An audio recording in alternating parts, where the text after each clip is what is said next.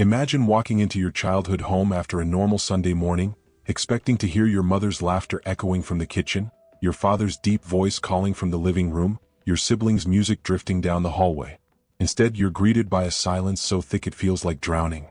This is exactly what happened to 16-year-old Marcus Johnson on Halloween afternoon in 2019, when he pushed open the front door of his family's modest ranch-style home in Decatur, Georgia, and stepped into a nightmare that would shatter everything he thought he knew about family, safety, and love.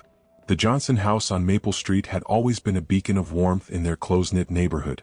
Neighbors knew the sound of Denise Johnson's morning gospel music, the sight of Robert Johnson washing his pickup truck every Saturday, the smell of Sunday dinner that seemed to drift from their windows like an invitation. For 16 years, Marcus had called this place home, and for 16 years, those walls had held secrets, tensions, and a growing darkness that no one wanted to acknowledge. But on that crisp October day when Marcus returned from youth service at Greater Mount Olive Baptist Church, the house felt different. Wrong. The kind of wrong that makes your skin crawl before your brain can process why. The cars were in the driveway, his mother's silver Honda Accord, his father's white Ford F-150, even his older brother Andre's beat-up Nissan. Someone should have been home. Someone should have heard him call out. "Mom? Dad? Y'all here?" Nothing. Marcus stood in the foyer, his church clothes suddenly feeling too tight, his breathing shallow. The house had never felt this empty, this hollow. Even when everyone was asleep, there was always some sign of life, the hum of the refrigerator, the tick of the grandfather clock his grandmother had left them, the creak of old floorboards settling. But this wasn't quiet. This was void. He tried to rationalize it as he climbed the stairs to his room, his footsteps muffled by the burgundy carpet his mother had installed just last Christmas. Maybe they were all taking naps. Maybe they'd gone for a walk. Maybe his father was finally teaching Andre how to change the oil in that broken-down car of his.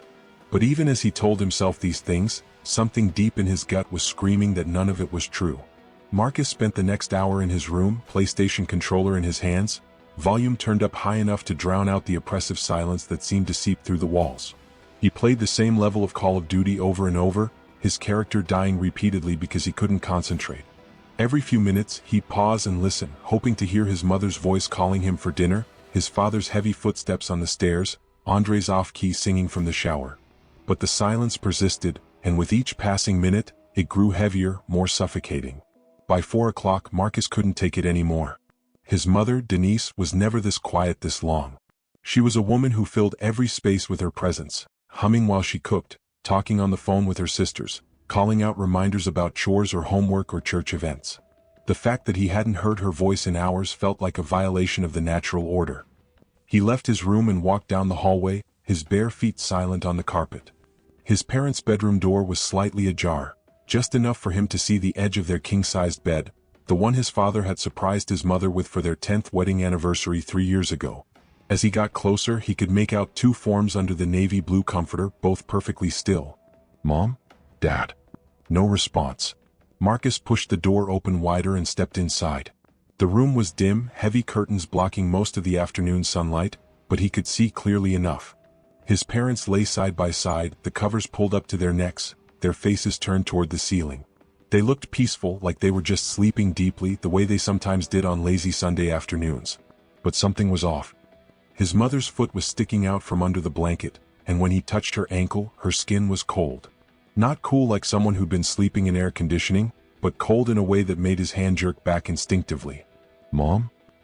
He reached for the blanket covering her face, and as he pulled it back, the world tilted on its axis. Her pillow was soaked in blood, dark red spreading across the white cotton like spilled wine. Her eyes were closed, but there was blood on her cheek, blood in her hair, more blood than Marcus had ever seen in his life. His hands shaking, he moved to his father's side of the bed and pulled back that blanket too. Robert Johnson's face was barely recognizable, multiple wounds visible even in the dim light. The metallic smell of blood mixed with something else, something final and terrible that Marcus's 16-year-old mind couldn't process. He stumbled backward, his legs giving out as he hit the wall. This couldn't be real. This couldn't be happening. People didn't just die like this, not in houses like his, not in families like his. This was the kind of thing that happened on the news, to other people in other places. But even as his mind raced through denial, his body was already moving, already understanding what his brain refused to accept. He ran from the room, down the hallway, past his own bedroom, past the bathroom where he'd brushed his teeth that morning like it was any other day. He needed to find Andre. Andre would know what to do. Andre would fix this. His older brother's room was at the end of the hall, door closed as always. Marcus pounded on it, his fists making hollow sounds against the wood. Andre, wake up. Something's wrong with Mom and Dad. No answer. He tried the handle, but it was locked. Andre never locked his door during the day. Marcus threw his shoulder against it, desperation giving him strength he didn't know he had. The old door frame gave way on the third try, sending him stumbling into the room. Andre was there, curled up on his twin bed, facing the wall like he was trying to hide from something. But he wasn't hiding. He wasn't anything anymore. The back of his head was matted with blood and something else, something that made Marcus's stomach lurch. On the floor beside the bed sat a claw hammer, its metal head dark with dried blood. This time, Marcus didn't try to process what he was seeing. This time his body took over completely. He ran. Down the stairs, through the living room where his family had watched movies together just last weekend, past the kitchen where his mother had made his favorite pancakes just that morning, out the front door and onto the lawn where he fell to his knees and vomited until there was nothing left. When he could finally breathe again, he pulled out his cell phone with shaking hands and called his Aunt Carolyn, his mother's sister who lived across town. He couldn't form complete sentences, could only sob and stammer fragments about blood and silence and something being terribly wrong. Marcus, baby, slow down. What's happening? They're not. Aunt Carolyn, I think they're dead. I think someone killed them. The words felt like glass in his throat, cutting him from the inside out. Carolyn arrived within minutes, took one look at Marcus's face and called 911. She didn't go inside. She didn't need to. She wrapped her nephew in her arms and held him while they waited for help to arrive, both of them staring at the house that had once been filled with love and laughter and was now just a tomb. When the first patrol car pulled up, Officer James Mitchell expected to find a domestic dispute, maybe a medical emergency, something routine for a Sunday afternoon in suburban Decatur. What he found instead was a 16-year-old boy who could barely speak in a house that would haunt him for the rest of his career.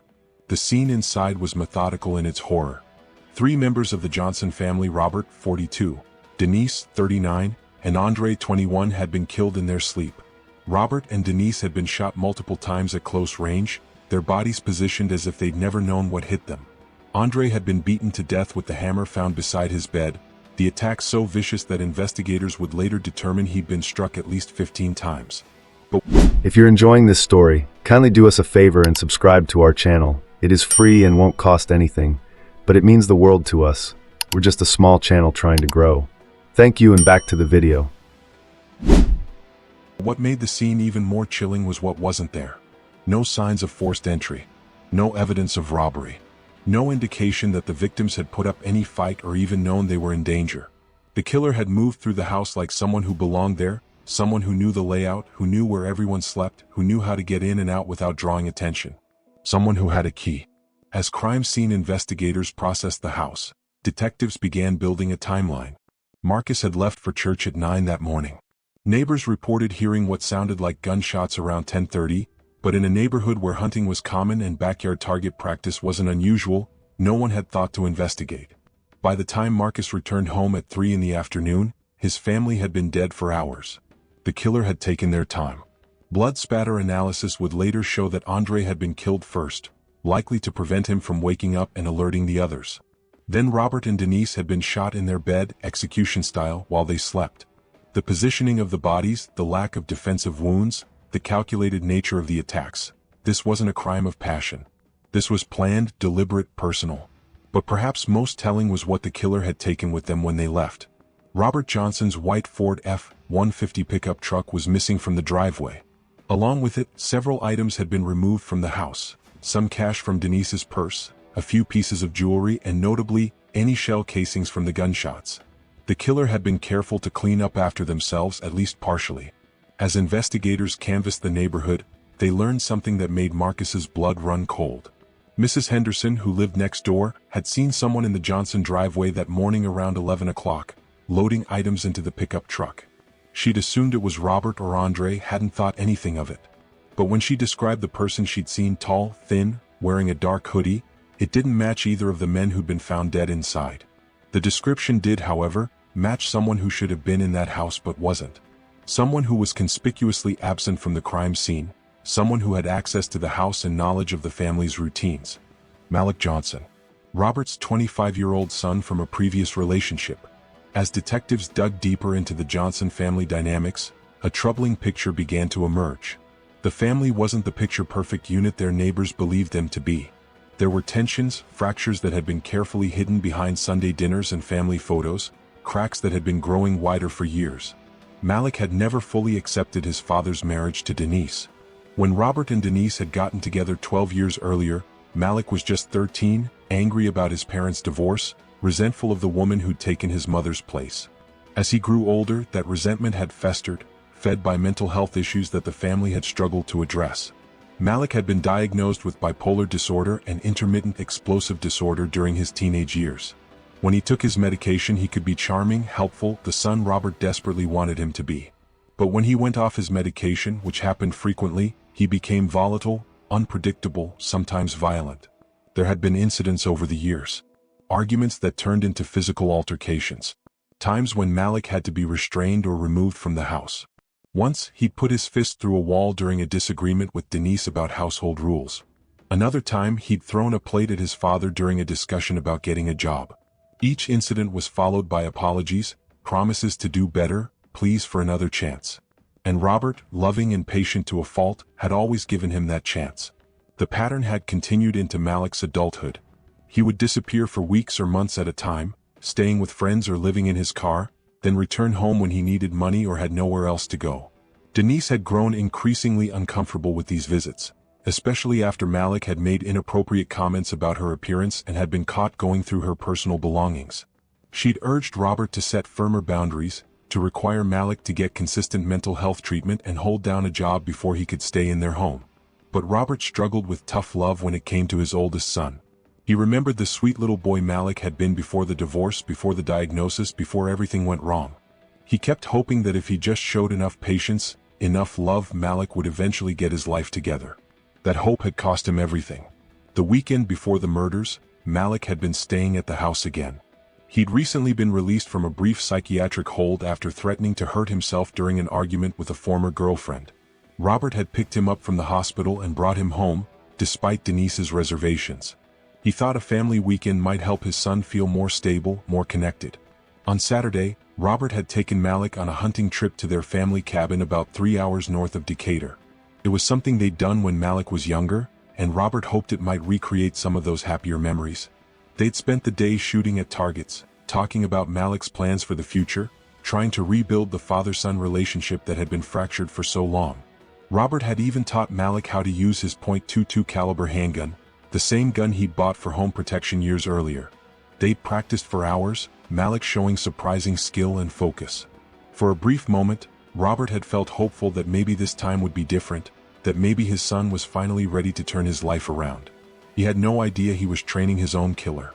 When they returned home Saturday evening, the family had dinner together.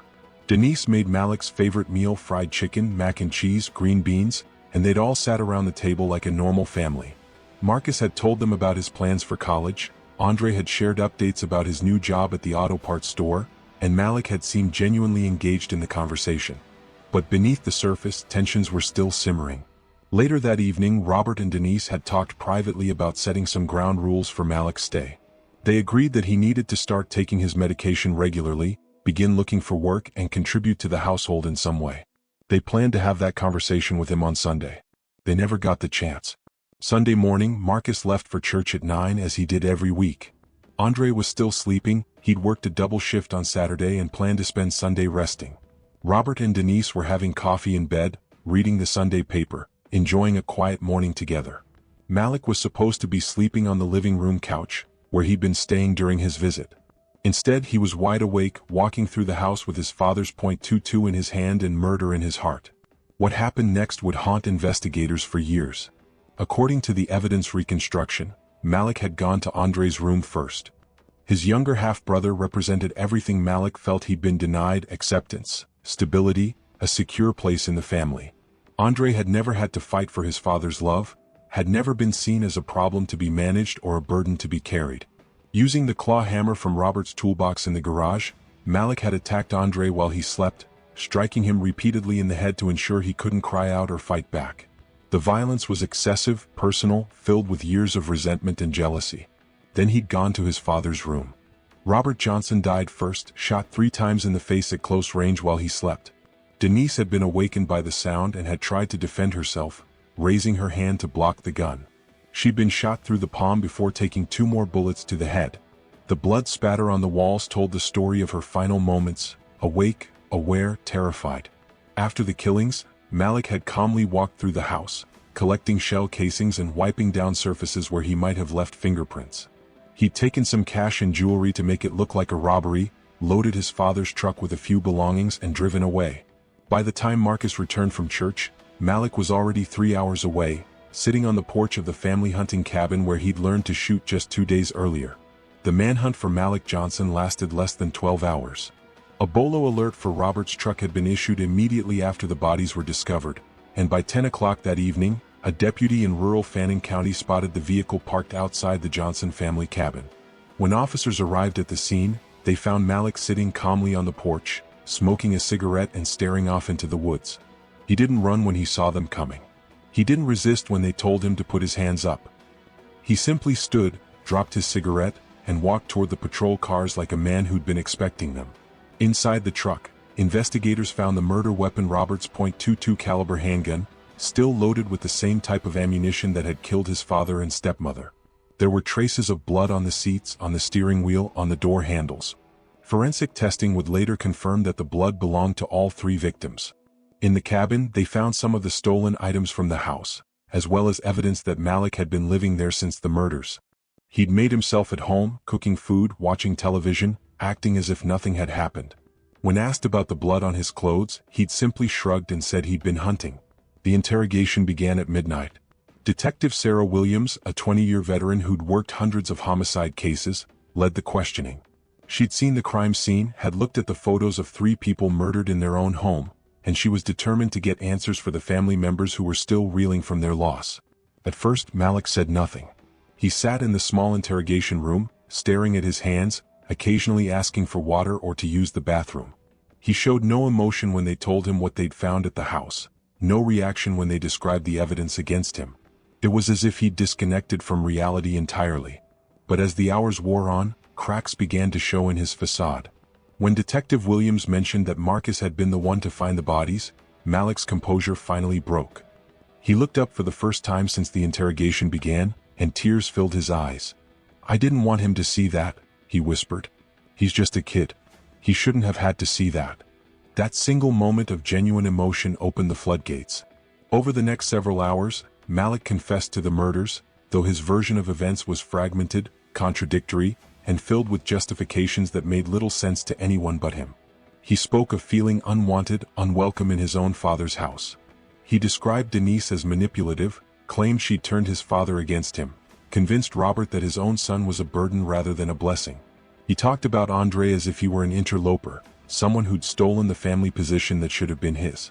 But beneath all the resentment and blame, the real motive became clear: money. Malik had been financially dependent on his father for years, relying on Robert's generosity to survive. In recent months, at Denise's urging, Robert had begun talking about cutting off that support unless Malik got serious about treatment and finding steady work. The conversation they'd planned to have on Sunday, about setting boundaries and expectations, had been overheard by Malik on Saturday night. He'd heard his father and stepmother discussing the possibility of making him leave if he couldn't follow their rules. In his unstable mental state, he'd interpreted this as the ultimate rejection, the final proof that he would never truly belong in his father's new family. "I lost everything," he told Detective Williams, his voice flat and emotionless. "They were going to kick me out and I'd have nothing. No family, no money, nowhere to go. So I figured if I couldn't have them, nobody could." When asked about the brutality of Andre's murder, Malik's explanation was chilling in its simplicity. "I had to make sure he couldn't wake anybody up.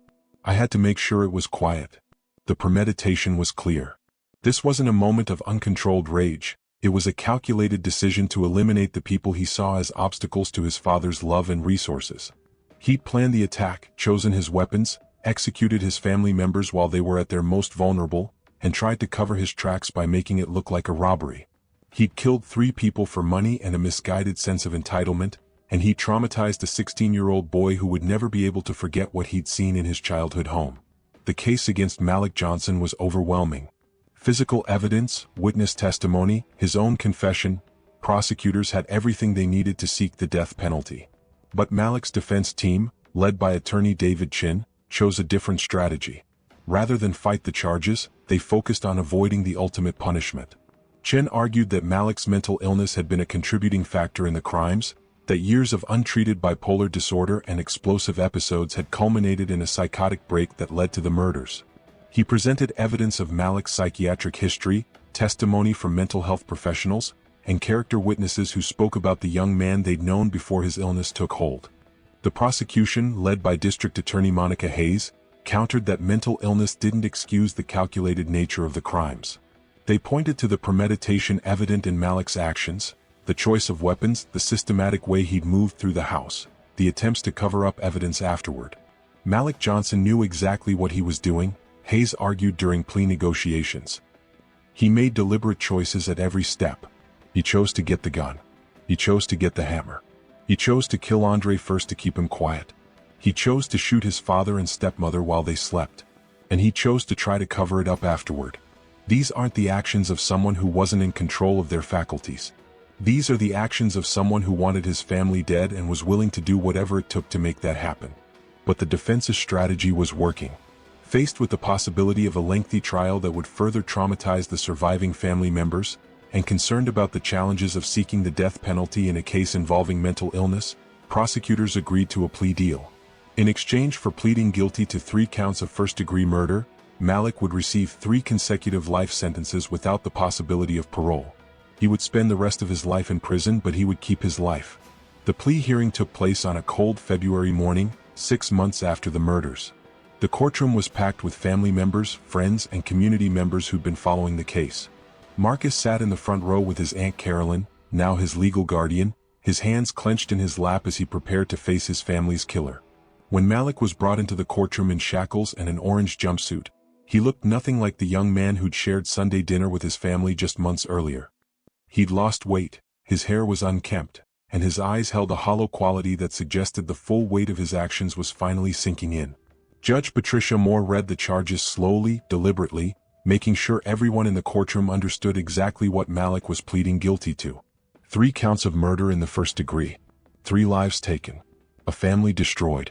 Mr. Johnson, Judge Moore said, looking directly at the defendant, do you understand that by pleading guilty to these charges, you are admitting that you intentionally and with premeditation killed Robert Johnson, Denise Johnson, and Andre Johnson on October 31, 2019?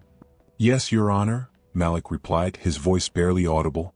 And do you understand that you are giving up your right to a trial, your right to appeal this conviction, and that you will spend the rest of your natural life in prison without any possibility of parole? Yes, Your Honor. The judge then asked if any family members wanted to make victim impact statements before sentencing. Several people stood up, including Robert's sister, Denise's mother, and Andre's girlfriend. Each spoke about the impact the murders had had on their lives, the grief that consumed them daily, the fear and anger that had taken up residence in their hearts. But it was Marcus who delivered the most powerful statement. The 16-year-old walked to the podium with his aunt's support, his hands shaking as he unfolded a piece of paper with his prepared remarks. I don't understand how someone can kill their own family, he began, his voice cracking with emotion. I don't understand how you can sit at the dinner table with people on Saturday night and murder them on Sunday morning. I don't understand how you can look at people who loved you, who tried to help you, and decide they deserve to die. He paused, wiping tears from his cheeks, then continued. But what I understand least of all is how you could let me find them. How you could let a 16-year-old kid walk into that house and see what you did to my family. I'll never forget what I saw that day. I'll never forget the smell, the silence, the way my mother looked when I pulled back that blanket. You didn't just kill them, you killed the part of me that felt safe in the world. Marcus looked directly at Malik for the first time since entering the courtroom. I hope you think about that every day for the rest of your life. I hope you remember that you didn't just take 3 lives, you destroyed everyone who loved them too. When Marcus finished speaking, there wasn't a dry eye in the courtroom. Even some of the court officers had tears streaming down their faces. Judge Moore had to take a moment to compose herself before delivering the sentence.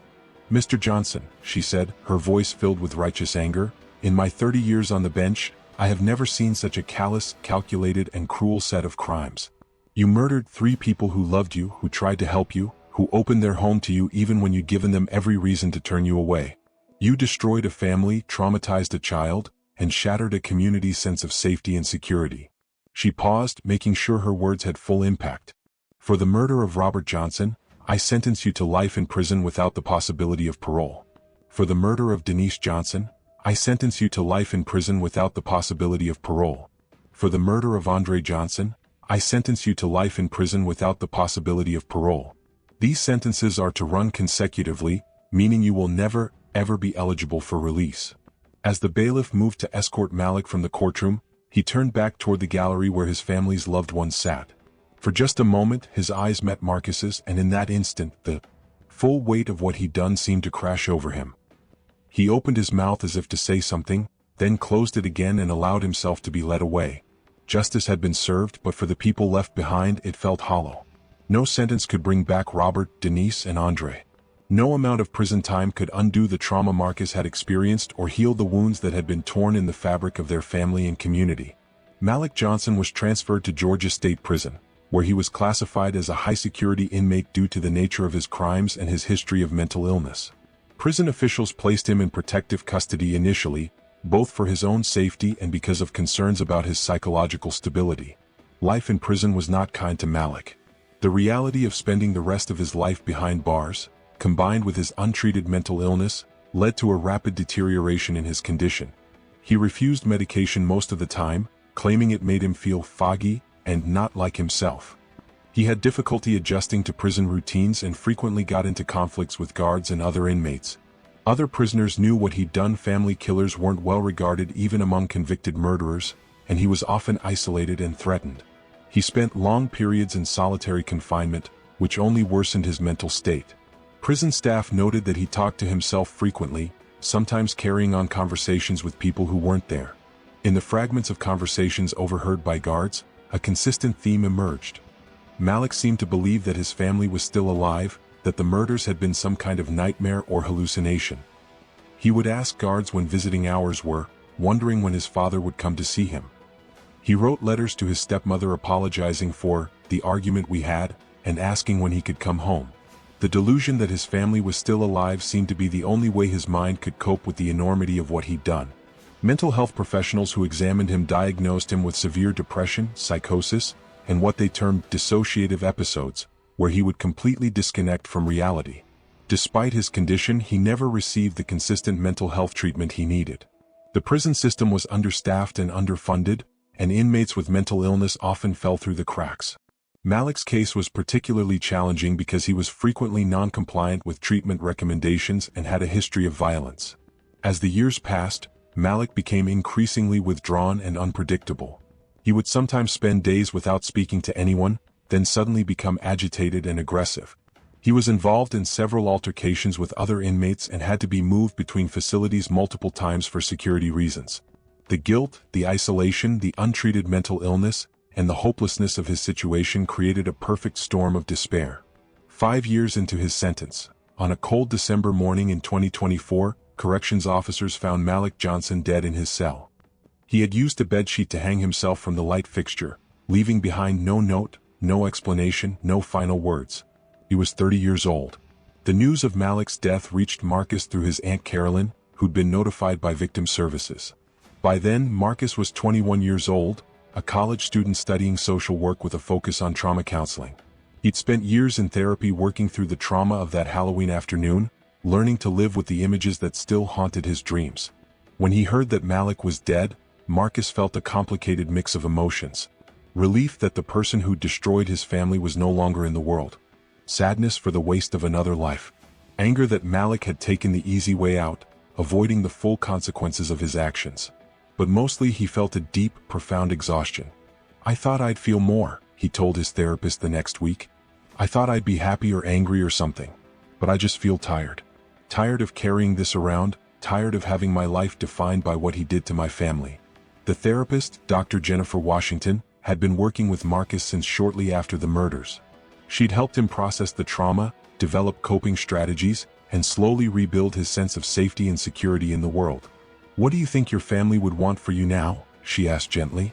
Marcus thought about it for a long moment. They'd want me to be happy, he said finally. They'd want me to live a good life, to help other people, to not let what happened destroy me too. And that's exactly what Marcus did. With the support of his extended family and the strength he developed through years of therapy and hard work, Marcus channeled his experience into something positive. He completed his degree in social work and went on to specialize in crisis intervention and trauma counseling. He wanted to help other families who'd experienced sudden, violent loss, to be the person he'd needed in those dark days after the murders. Marcus also became an advocate for better mental health services and family violence prevention. He spoke at conferences and community events about the warning signs of domestic violence and the importance of taking threats seriously, even when they come from family members. People always think it won't happen to them, he would tell audiences. They think that because someone is family, because you love them, because they've had good moments, that means they're not dangerous. But mental illness combined with resentment and entitlement can be a deadly combination. And sometimes the people who are closest to us are the ones most capable of hurting us. He worked with legislators to improve funding for mental health services and to create better protocols for families dealing with relatives who show signs of violence. He pushed for more resources for siblings and children of people with severe mental illness, recognizing that they often bear the brunt of the family's dysfunction but receive little support. The house on Maple Street where the murders occurred stood empty for over a year before being sold to a young couple who were unaware of its history. The new owners renovated extensively, changing the layout, the colors, the very feel of the space. Neighbors said it was like watching the house come back to life. Marcus never went back. He'd moved in with his aunt immediately after the murders and never felt the need to see the place again. All the belongings he'd wanted to keep, family photos, his father's tools, his mother's jewelry, had been retrieved by relatives while he stayed safely away. That house died the same day my family did, he explained to a reporter years later. It's not my home anymore. My home is wherever I choose to build it. And build it he did. Marcus eventually married his college girlfriend, Sarah, a nurse who'd been drawn to his strength and resilience. They had 2 children together, a daughter they named Denise after Marcus's mother, and a son they called Robert after his father.